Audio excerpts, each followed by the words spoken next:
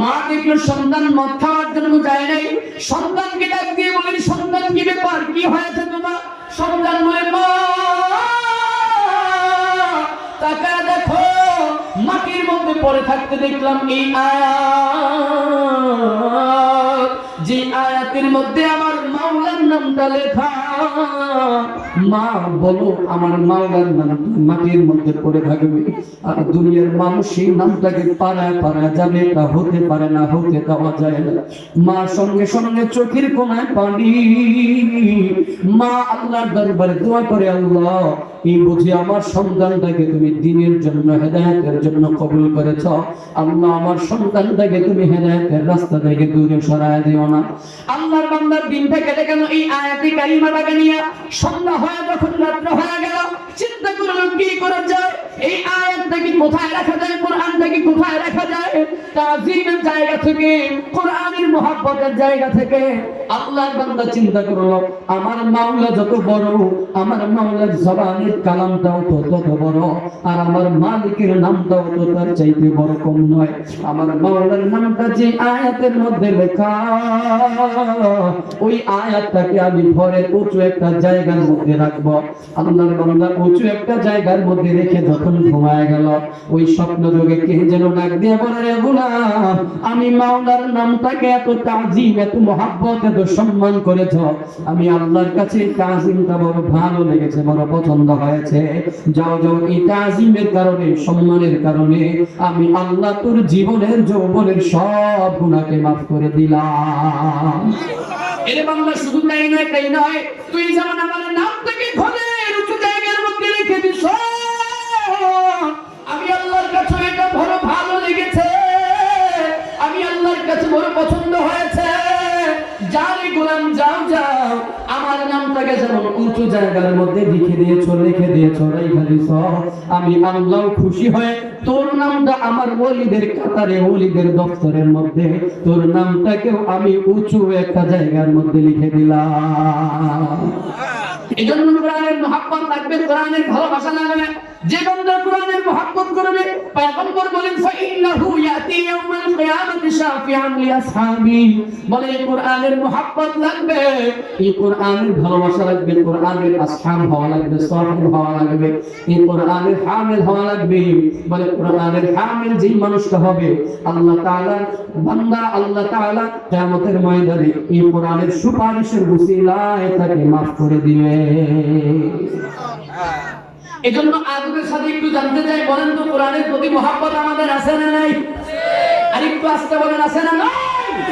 ওই বন্ধুরা আমার, তাহলে যে জায়গার মধ্যে কোরআন কারীমকে শিক্ষা দেওয়া হয়, ওই জায়গাটাকে মহব্বত করা লাগবে, ওই জায়গাটাকে আদর করা লাগবে, ওই জায়গার প্রতিও মহব্বত রাখা লাগবে, ভালোবাসা রাখা লাগবে।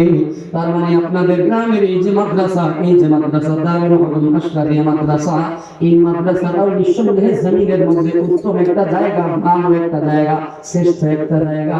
এই জায়গার প্রতিও যদি মহব্বত রাখা যায়, ইনশাআল্লাহুল আজিজ, এই মাদ্রাসার মহব্বতের উসিলায় হলেও আল্লাহ তাআলা নাজাতের ফায়সালা করে দিতে পারে।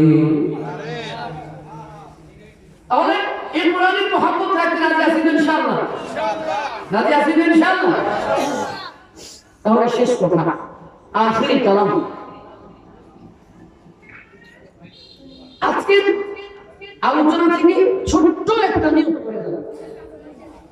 আমি তো আসলে আপনাদেরকে সবক দেওয়ার মতো কেউ না, ইনশাআল্লাহ সবক আপনাদেরকে দিবেন আজকের যিনি প্রধান মেহমান, পীর কামেল, অনেক বড় বুজুর্গ মানুষ, অনেক বড় বুজুর্গ ব্যক্তি, আল্লামা মোহাম্মদ আবুল কাসেম পীর সাহেব হুজুর ফিরলালপুর দিনের খোরাক পাবেন ইনশাআল্লাহ, আত্মার খোরাক পাবেন।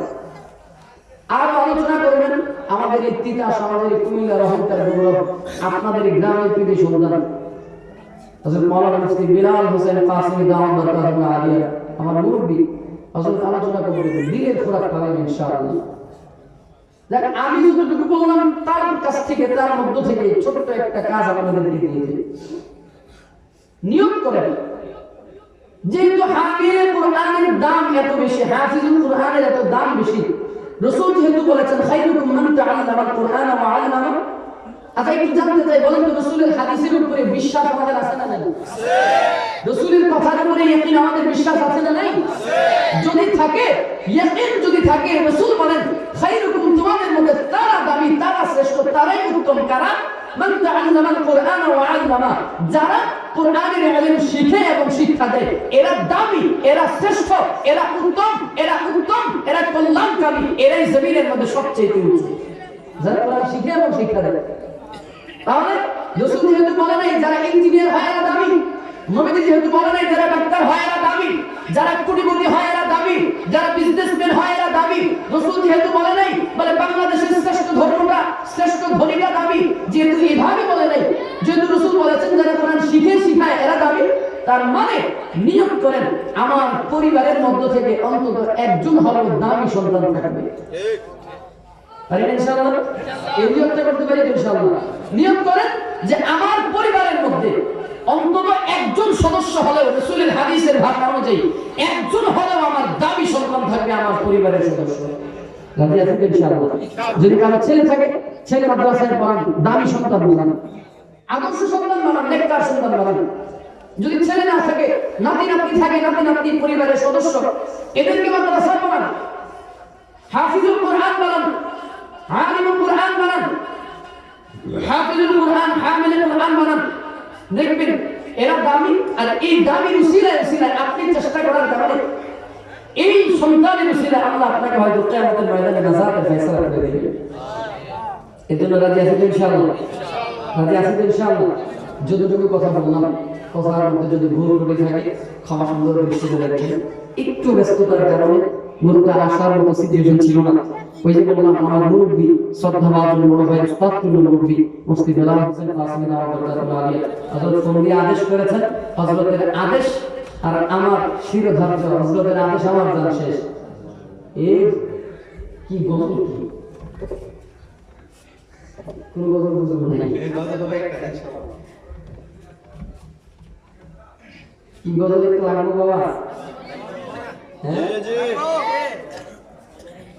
না দরকার নাই, আপনার গজলের জন্য বেরা করে দিছি। ঠিক আছে ইনশাআল্লাহ? তাহলে শেষ কথা হলো একটা সন্তান মাদ্রাসায় পড়াবেন ইনশাআল্লাহ? রাজি আছেন ইনশাআল্লাহ? একটা সন্তানের চেষ্টা করবেন প্রতিটা সন্তানের সিনার মধ্যে যেন কোরআনের ইলমটা ঢুকে, প্রতিটা সন্তানের সিনার মধ্যে যেন কোরআনের মহব্বত ঢুকে। রাজি আছেন ইনশাআল্লাহ? অন্তত পক্ষে সব সন্তানগুলোকে আলেম না বানাতে পারলেও একটা হলে অন্তত একটা সন্তান হলো আলেম বানাবো। কারণ দেখবেন যে সন্তানটা আলেম হয়, আপনার 5টা সন্তান থাকলে ওই 5টা সন্তান আপনি যখন বৃদ্ধ হয়ে যাবেন, এক্সাম্পল বুঝবেন, বাস্তবতার নিরিখে বলছি, 5টা সন্তান থাকলে 5টা সন্তান দেখবেন বৃদ্ধ হয়ে গেলে ওই সন্তান ভাগ করে, আমার কাছে বাপ মা থাকবে 5 দিন, আমার কাছে 5 দিন, আমার কাছে 5 দিন, আমার কাছে 5 দিন। বলেন আমাদের সমাজে এরকম ভাগাভাগি হয় কিনা? বাবা রাগ করিয়েন না, এটা হয় কিনা? ভাগাভাগি হয় কিনা? যদি সন্তানের মা বাবা যদি 5টা সন্তান থাকে, বড় ছেলের কাছে 5 দিন, অমুক ছেলের কাছে 5 দিন, ওই ছেলের কাছে 5 দিন, ছোট ছেলের কাছে 5 দিন, মা বাবা কিন্তু তখন ভাগ ভাগ করে 5 দিন রাখে। আরে ভাই আশ্চর্য ব্যাপার, মা বাবা কি ভাগ করার জিনিস? ভাগ করার জিনিস কোশ্চেন গেল না। মা বাবা কখনো ভাগ করার জিনিস নয়। সন্তানের সিনার মধ্যে যদি কোরআনের মহব্বত থাকতো, কোরআনের ইলম থাকতো, কোরআনের ইলম যখন থাকবে সন্তানের সিনার মধ্যে, তখন ওই সন্তান পড়বে বিরুল ওয়ালিদাইন, মা বাবার দায়িত্ব তখন বুঝবে, মা বাবার কদর করতে যখন জানবে, সন্তানের সিনার মধ্যে যখন ওই কোরআনের ইলম থেকে মা বাবার প্রতি মহব্বত জাগ্রত হবে, জানবে, বুঝবে, তখন বলবে আরে আমার এই মা বাবাই তো আমার জান্নাত, আমার মা বাবাই তো আমার সফলতার চাবিকাঠি। সন্তান তখন বলবে আমার মা বাবা আমার দুনিয়া আখিরাতের সফলতার চাবিকাঠি। তো এই মা বাবাকে আমি কেন দূরে রাখবো? কেন আমি আরেকজনের কাছে ভাগ করাবো? কেন আরেকজনের কাছে পাঠাবো? তখন সন্তান দেখবেন ওই আলেম সন্তানটাই এই মা বাবার দায়িত্ব গ্রহণ করবে। ভাগাভাগি করা লাগবে না, ওই সন্তানের কাছে 5 দিন, ওই সন্তানের কাছে 5 দিন, এভাবে আর ভাগ হবে না। দেখবেন সন্তান তখন যে আলেম হয়, ওই সন্তানটাই মা বাবার খেদমত বেশি করে। এর জন্য সন্তান একজন হলেও তো আলেম বানাবেন। রাজি আছেন ইনশাআল্লাহ? আল্লাহ কবুল করেন, আমিন। মা বাবা নাই কার একটু হাত তুলে দেখি। মা হোক বা বাবা হোক একজন হলেও চলে গেছে, মা হোক অথবা বাবা হোক একজন হলেও চলে গেছে। আল্লাহ তাদের মা বাবা চলে গেছে, তাদের কবরে আযাব মাফ করে দেন, পড়েন আমিন। ছোট্ট একটা বাবার একটা নাসিদ দিয়ে আলোচনা শেষ করছি ইনশাআল্লাহ। আজকে আমার জীবন আকাশ ঢেকেছে কালো মেঘে, হারিয়েছি তাকে যে করেছে বড়, আগলে আমায় রেখে।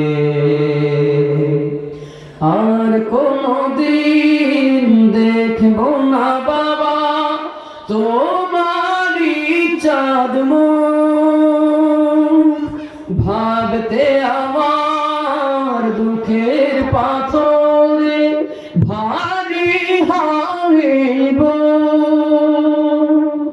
চোখের জলেতে এই আরজি, ও গো প্রভু দয়াময়,